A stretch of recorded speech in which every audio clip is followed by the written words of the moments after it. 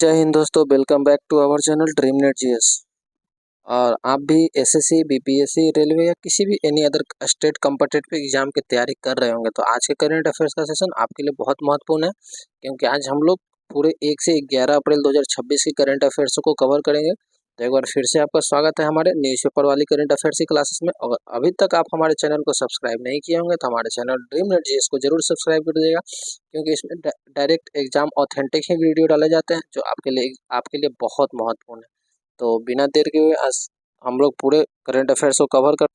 तो आज का हमारा सबसे पहला क्वेश्चन है कि 17वीं CIDC विश्वकर्मा अवार्ड्स 17वीं CIDC विश्वकर्मा अवार्ड से किसे सम्मानित किया गया है।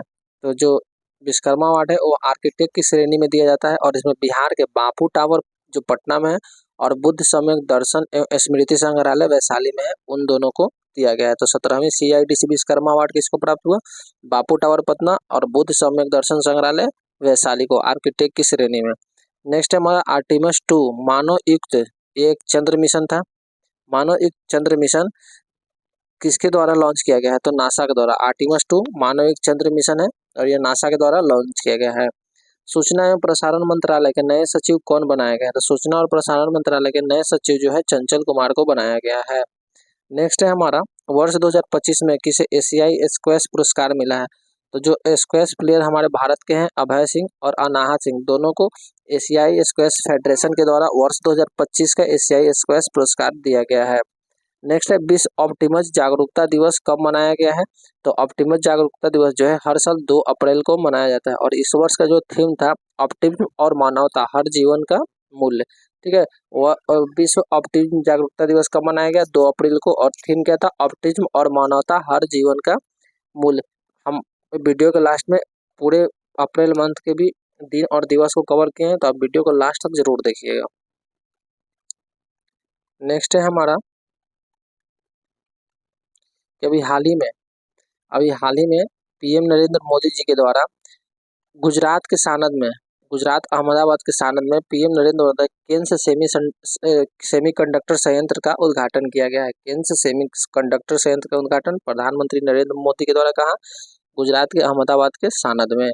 विश्व आयुर्वेद रत्न पुरस्कार 2026 से किसे सम्मानित किया गया है? तो आचार्य बालाकृष्ण को। ग्रीन नेट फाउंडेशन के द्वारा आयोजित एक आयोजन में आचार्य बालाकृष्ण को विश्व आयुर्वेद रत्न पुरस्कार 2026 से सम्मानित किया गया है। भारतीय सेना के नए उप प्रमुख कौन बने हैं? भारतीय सेना के उप प्रमुख कौन बन गए हैं? तो धीरज सेठ को भारतीय सेना का उप प्रमुख बनाया गया। वहीं हम बात करें हमारे सेना प्रमुख को तो कौन है? जनरल उपेंद्र द्विवेदी। वहीं हमारे CDS कौन है? तो अनिल चौहान। CDS जो है हमारे कौन है? अनिल चौहान। नेक्स्ट है आंध्र प्रदेश की नई राजधानी। अब आंध्र प्रदेश की जो नई राजधानी है अमरावती कहलाएगी। इसको हमारे केंद्रीय गृह राज्य मंत्री नित्यानंद राय ने लोकसभा में पेश किया था, जिसको सर्वसम्मति से पारित कर दिया गया है। नेक्स्ट है हमारा जनगणना 2027 की शुरुआत कब हुई है? तो 1 अप्रैल 2026 को जनगणना की शुरुआत हुई है और यह भारत के 16वें क्रम का जनगणना है। और जब स्वतंत्र भारत की बात करें तो ये 8वें क्रम की जनगणना है और इसके शुभंकर को किनको बनाया गया है? तो प्रगति और विकास को। प्रगति महिला को रिप्रेजेंट करेगी जबकि विकास पुरुष को रिप्रेजेंट करेंगे। तो जनगणना 2027 की शुरुआत कब हुई? 1 अप्रैल को। और इसका शुभंकर कौन है? प्रगति और विकास। और ये 16वें क्रम का जनगणना है और स्वतंत्र भारत की बात करें तो ये 8वें क्रम की जनगणना है और इसकी शुरुआत 1 अप्रैल को हुई है और यह कुल 2 चरणों में आयोजित किया जाएगा। पहले चरण में आवास की गणना, जबकि दूसरे चरण में व्यक्तियों की गणना की जाएगी। दूसरा चरण की शुरुआत मार्च 2027 में होगा। नेक्स्ट है हमारा भारतीय नौसेना की नई एंटी सबमरीन सैलो वाटरक्राफ्ट का क्या नाम है? तो INS मालवान। INS मालवान जो है भारतीय सेना की नई एंटी सबमरीन सैलो एयरक्राफ्ट है और इसका निर्माण जो है कोची शिपयार्ड द्वारा किया गया है। और यह मालवान जो नामकरण है यह महाराष्ट्र के एक तटीय शहर है जिसका नाम मालवान है, उसी के नाम पे रखा गया है।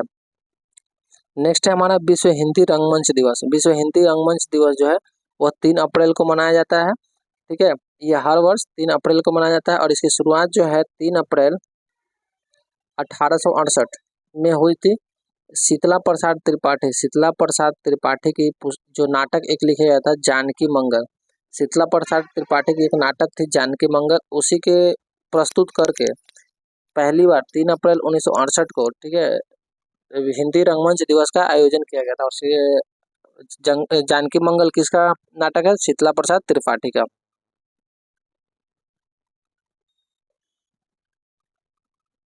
वही था हमारा, शुरुआत 3 अप्रैल 1868 को हुआ था, और जानकी मंगल नाटक के विमोचन करके, और वो उसके राइटर थे शीतला प्रसाद त्रिपाठी।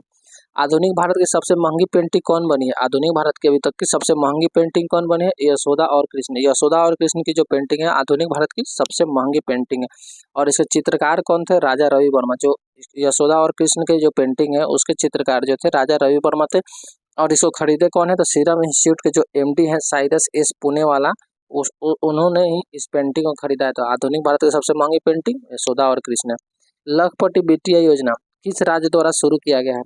ठीक है, तो दिल्ली के द्वारा, दिल्ली जो है हमारा केंद्र शासित प्रदेश, उसके द्वारा लखपति बिटिया योजना शुरू किया गया है, और वहाँ के सीएम कौन है? रेखा गुप्ता।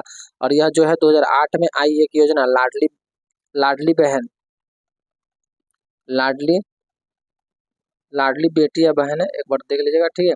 उसी के चेंज करके लखपति बिटिया योजना नामकरण किया गया है। फ्रांस के प्रसिद्ध commander of the Legion of Honour award से किसे सम्मानित किया गया? यानी फ्रांस का अवार्ड है एक, commander of the Legion of Honour award से किसे सम्मानित किया गया है? तो एक भारतीय राजदूत थे जावेद अशरफ, जो फ्रांस में तैनात थे, भारतीय राजदूत जावेद अशरफ को सम्मानित किया गया है, और यह ऐसा अवार्ड पाने वाले पहले राजनयिक हैं, जबकि 8वें भारतीय हैं।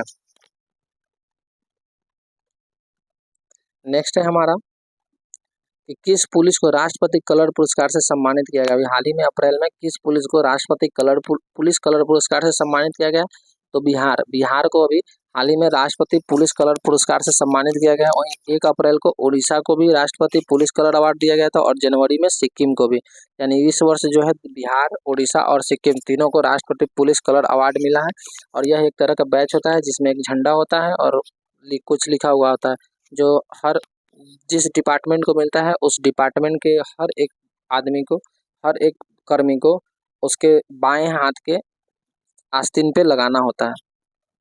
सैफ अंडर 20 2026 का विजेता कौन बना है? सैफ अंडर 20 2026 का विजेता बांग्लादेश बना है, और किसको हराया? भारत को हराकर सैफ अंडर 20 के विजेता भारत बन गई है, और लगातार ये 2 बार सैफ अंडर 20 के विजेता बना है बांग्लादेश, सॉरी। गगनयान यात्रियों की सुरक्षा के लिए इसरो ने कौन सा मिशन शुरू किया है? तो गगनयान यात्रियों की सुरक्षा के लिए इसरो जो है मिशन मित्र शुरू किया है।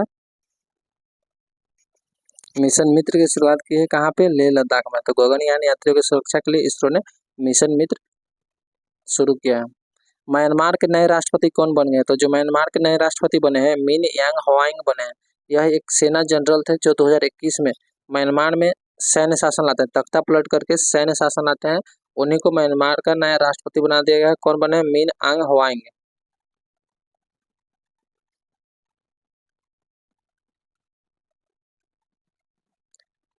नेक्स्ट है हमारा, यूजीसी ने किसे डीम्ड विश्वविद्यालय का दर्जा दिया है? तो यूजीसी ने हाल ही में एनसीईआरटी जो थी, जो पुस्तक छापती थी, विभिन्न प्रकार की पुस्तकें जो हमारी छापती थी स्कूलों के लिए, उसको डीम्ड विश्वविद्यालय का दर्जा मिल गया है, और अभी अभी यूनिवर्सिटी अपना खुद का सर्टिफिकेट और खुद के पाठ्यक्रम की शुरुआत कर सकती है। खेलो इंडिया ट्राइबल गेम में कौन सा राज्य शीर्ष पर आता है? खेलो इंडिया ट्राइबल गेम में कर्नाटक जो है हमारा 23 गोल्ड, 8 सिल्वर और 7 ब्रॉन्ज मेडल के साथ शीर्ष पे रहा है। वही उड़ीसा जो है सेकंड स्थान पे, और झारखंड जो है तीसरे स्थान पे रहा था। तो खेलो इंडिया ट्राइबल गेम में शीर्ष पे कौन रहा? तो कर्नाटक। और खेलो इंडिया ट्राइबल गेम अपने पहला क्रम का था, और इसका आयोजन कहाँ किया गया था? तो छत्तीसगढ़ में। इसका आयोजन कहाँ किया गया? छत्तीसगढ़ में। और छत्तीसगढ़ की जब रैंक की बात करें तो उसका जो रैंक था 9th क्रम का रैंक था, और वह 3 गोल्ड, 10 सिल्वर और 6 ब्रॉन्ज मेडल लाया था। और अगर ट्राइबल गेम का शुभंकर की बात करें तो शुभंकर का नाम मोड़वीर था। हमारे ट्राइबल गेम का शुभंकर मोड़वीर था। नेक्स्ट है हमारा थर्ड स्वदेशी न्यूक्लियर पावर्ड बैलिस्टिक सबमरीन का नाम क्या था? आईएनएस अरिदमन। जो तीसरा स्वदेशी nuclear powered ballistic missile submarine जो है उसका नाम आईएनएस अरिदमन है।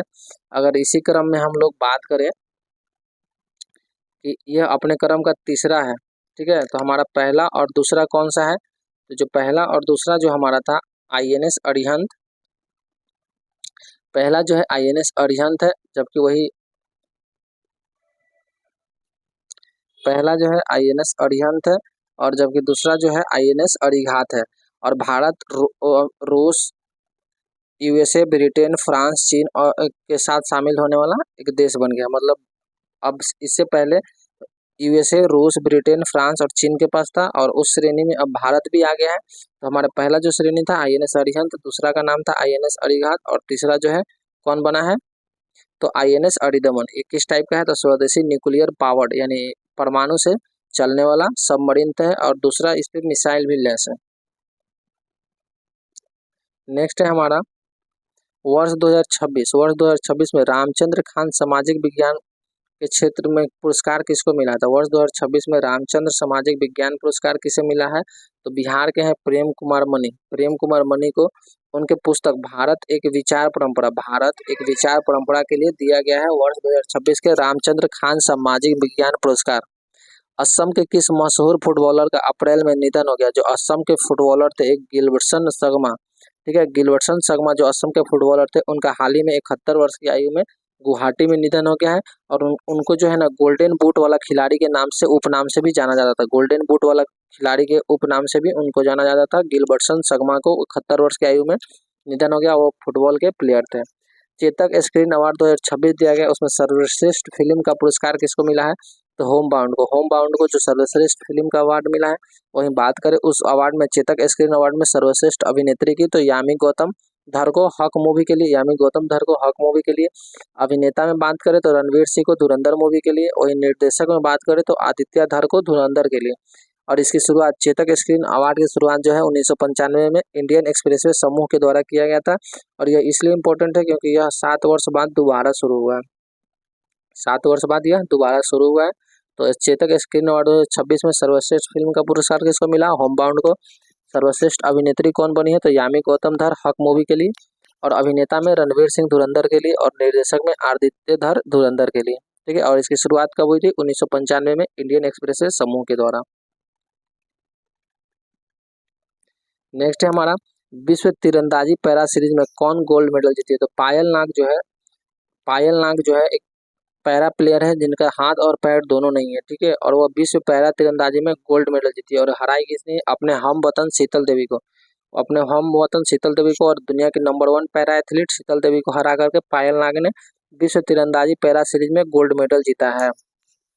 इसरो ने अंतरिक्ष मिशनों के लिए लद्दाख में कौन सा अभियान शुरू किया। इसरो जो है अंतरिक्ष मिशनों के लिए लद्दाख में कौन सा अभियान शुरू किया है, मिशन मित्रा। अगर बात करें मित्रा की, तो मित्र का फुल फॉर्म जो हो जाएगा mapping of interoperable trades and reliability assessment. और यह जो है ना, इसको मेन रूप से गगनयान यात्री जो है अंतरिक्ष में जाएंगे, ठीक है, तो उनको सुरक्षा के लिए कि वो उनको पूरा सफल लैंडिंग कैसे किया जाए, उनके व्यवहार कैसा रहे, इन सबों के लिए लद्दाख में मिशन मित्रा की शुरू की गई है।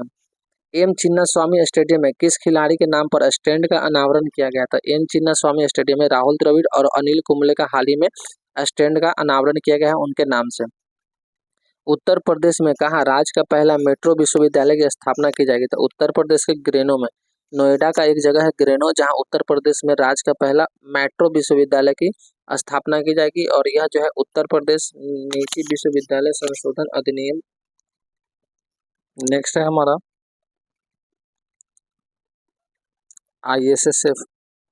आईएसएसएफ शूटिंग वर्ल्ड कप जो हुआ है उसमें वर्ल्ड रिकॉर्ड के साथ किसने गोल्ड मेडल जीता है, तो आईएसएफ शूटिंग वर्ल्ड कप में पलक और मुकेश निलवाली ने रिकॉर्ड के साथ गोल्ड मेडल जीता है। और इसका आयोजन जो है ग्रेनाड स्पेन में किया गया था 5 से 13 अप्रैल के बीच।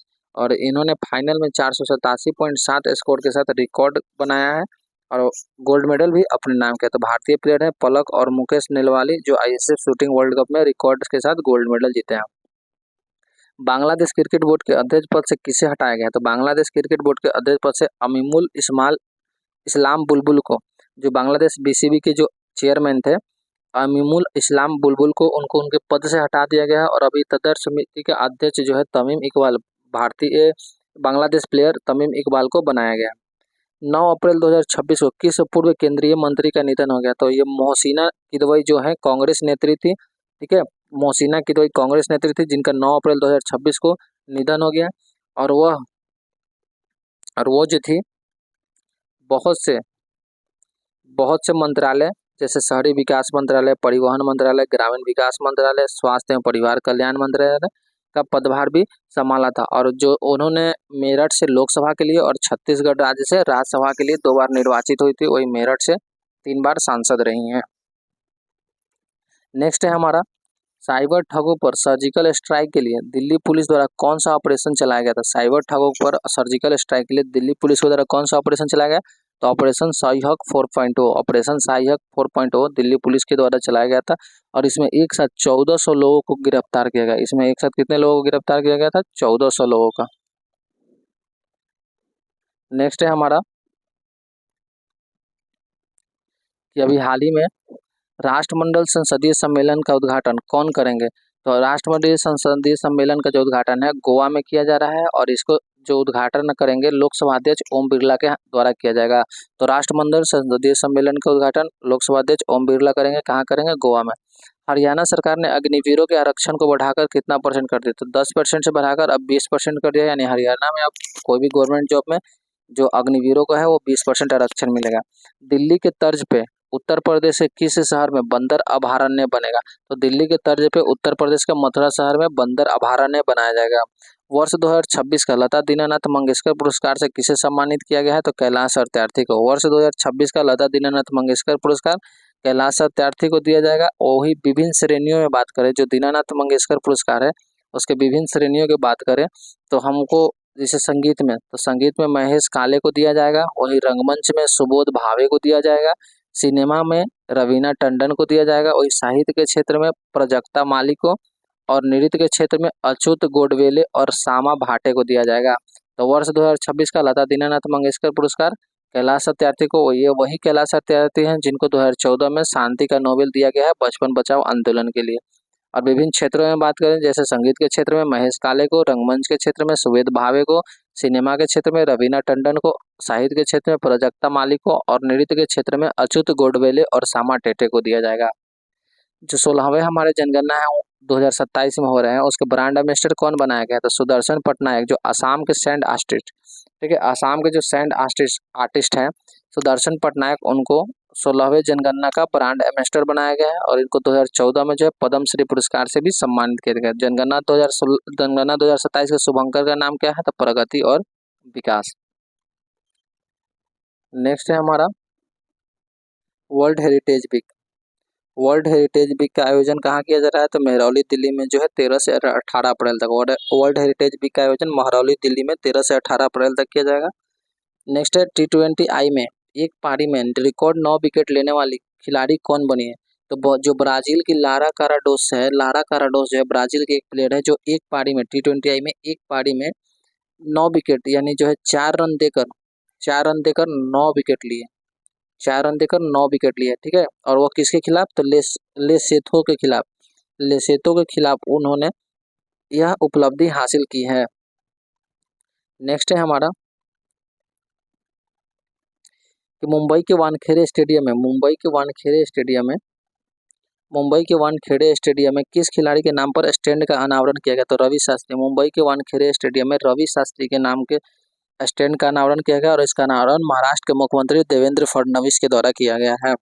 भारतीय क्रिकेट खिलाड़ी का 96 वर्ष में निधन हो गया था। किस भारतीय क्रिकेट खिलाड़ी का 96 वर्ष में निधन हो गया? तो CD गोपीनाथ, भारतीय प्लेयर थे CD गोपीनाथ का, जिनका हाल ही में 96 वर्ष की उम्र में निधन हो गया। एशियन बॉक्सिंग चैंपियनशिप 2026 का आयोजन किया गया, जिसमें भारतीय महिलाओं ने अपना परचम लहराते हुए विभिन्न श्रेणियों में गोल्ड मेडल जीता है। तो उनकी बात करें तो सबसे पहली है हमारी मीनाक्षी हुड्डा, जो 48 kg ग्राम वो श्रेणी में गोल्ड मेडल जीती है। वहीं प्रीति पवार जो है 54 kg श्रेणी में, प्रिया घंघास जो है 69 kg वाली श्रेणी में, और अनुदृति चौधरी जो है 70 kg के श्रेणी में गोल्ड मेडल जीती है। तो इन्होंने अपना परचम लहराते हुए कौन कौन सी? मीनाक्षी हुड्डा, प्रीति पवार, प्रिया घंघास और अरुंधति चौधरी जो है गोल्ड मेडल जीती है एशियन बॉक्सिंग चैंपियनशिप 2026 में। नेक्स्ट है हमारा कि जो विभिन्न एजेंसियां हैं उनके द्वारा वित्तीय वर्ष 2026-27 के लिए भारत का वृद्धि दर अनुमानित किया गया। तो विश्व बैंक हमारा है, विश्व बैंक जो है भारत का वृद्धि दर 6.6% अनुमानित किया है। वहीं RBI के द्वारा 6.9%, OECD के द्वारा 6.1% और मूडीज के द्वारा 6%। जो भारत का वित्तीय वर्ष है 2026-27 उसका वृद्धि यानी ग्रोथ रेट जो है विश्व बैंक 6.6% बताया है, RBI जो है 6.9%, OECD जो है 6.1% और मूडीज के द्वारा 6% बताया गया है। वहीं अप्रैल 2026 में जो हमारा वित्तीय वर्ष 2026 का पहली MPC की बैठक हुई, जिसमें भारत का जो रेपो रेट है वो करेंट 5.2 पर ही बरकरार रखा गया, 5.25% पे ही बरकरार रखा गया है। नेक्स्ट है हमारा, इसरो ने गगनयान मिशन के लिए दूसरा एयर ड्रॉप टेस्ट कहाँ किया? तो जो गगनयान के यात्रियों को सुरक्षित लैंडिंग के लिए इसरो द्वारा दूसरा एयर ड्रॉप मिशन शुरू किया गया है। तो कहाँ किया गया? तो सतीश धवन अंतरिक्ष केंद्र श्रीहरिकोटा में किया गया। और इसको जो है चिनूक हेलीकॉप्टर से एक डमी क्रू मॉडल को चिनूक हेलीकॉप्टर से एक डमी क्रू मॉडल को गिरा करके इस टेस्टिंग को किया गया, जो यह सफल रहा। नेक्स्ट है हमारा पूरे अप्रैल मंथ के दिन और दिवस। तो हम बात करें तो सबसे पहले 1 अप्रैल की बात करते हैं। तो 1 अप्रैल को जो है वो उत्कल दिवस और RBI की स्थापना दिवस मनाया जाता है। 1 अप्रैल को उत्कल दिवस और RBI की स्थापना दिवस। 2 अप्रैल की बात करें तो विश्व ऑटिज्म जागरूकता दिवस। 2 अप्रैल को क्या मनाया जाता है? विश्व ऑटिज्म जागरूकता दिवस। वहीं 3 अप्रैल की बात करें तो हिंदी रंगमंच दिवस। 3 अप्रैल को हिंदी रंगमंच दिवस। 5 अप्रैल को है राष्ट्रीय समुद्री दिवस। 5 अप्रैल को राष्ट्रीय समुद्री दिवस। 7 अप्रैल को विश्व स्वास्थ्य दिवस और 10 अप्रैल को जो है विश्व हेमोपैथी दिवस। 7 अप्रैल विश्व स्वास्थ्य दिवस, 10 अप्रैल विश्व हेमोपैथिक दिवस। 11 अप्रैल को राष्ट्रीय सुरक्षित मातृत्व दिवस। 11 अप्रैल को राष्ट्रीय सुरक्षित मातृत्व दिवस। और 13 अप्रैल को जलियांवाला बाग हत्याकांड दिवस। 17 अप्रैल को विश्व हीमोफीलिया दिवस। 17 अप्रैल को विश्व हीमोफीलिया दिवस। 18 अप्रैल को विश्व विरासत दिवस। 18 अप्रैल को है जो विश्व विरासत दिवस। वही 19 अप्रैल की हम बात करें तो 19 अप्रैल को हमारा विश्व यकृत दिवस मनाया जाता है। 19 अप्रैल को क्या मनाया जाता है? विश्व यकृत दिवस। 21 अप्रैल को राष्ट्रीय सिविल सेवा दिवस। 21 अप्रैल को राष्ट्रीय सिविल सेवा दिवस। 22 अप्रैल को जो है विश्व पृथ्वी दिवस। 22 अप्रैल को विश्व पृथ्वी दिवस। 23 अप्रैल को जो है विश्व पुस्तक और कॉपीराइट दिवस। 23 अप्रैल को विश्व पुस्तक और कॉपीराइट दिवस। 24 अप्रैल को राष्ट्रीय पंचायत दिवस। 25 अप्रैल को विश्व मलेरिया दिवस और 26 अप्रैल को विश्व बौद्धिक संपदा दिवस। 25 अप्रैल विश्व मलेरिया दिवस, 26 अप्रैल को विश्व बौद्धिक संपदा दिवस और 30 अप्रैल को आयुष्मान भारत दिवस। 30 अप्रैल को क्या मनाया जाता है? आयुष्मान भारत दिवस। तो ये था हमारा अप्रैल का 1 से 11 अप्रैल 2026 का महत्वपूर्ण करंट अफेयर्स, जो आपके लिए एक जगह करके लाएं। अगर आपको यह वीडियो अच्छा लगा हो तो हमारे चैनल ड्रीमनेट जीएस को सब्सक्राइब कर दीजिएगा और हमारे वीडियो को ज़्यादा से ज़्यादा शेयर कीजिएगा। ठीक है, तो हम चाहते हैं आपके लिए, मेहनत करते हैं, तो आप अपना प्यार और सपोर्ट हमको कीजिए ताकि इस तरह के कंटेंट बनाने में हमको और ऊर्जा आए। मिलते हैं नेक्स्ट वीडियो में, तब तक के लिए जय हिंद, जय भारत।